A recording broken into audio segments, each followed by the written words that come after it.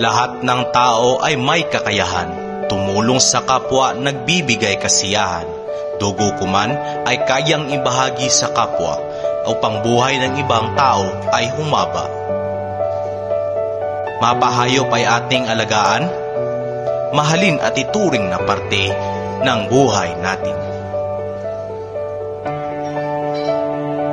At higit sa lahat, mga batang nangangailangan ng kalinga, gabayan upang lumaki, may kalaman at magalang.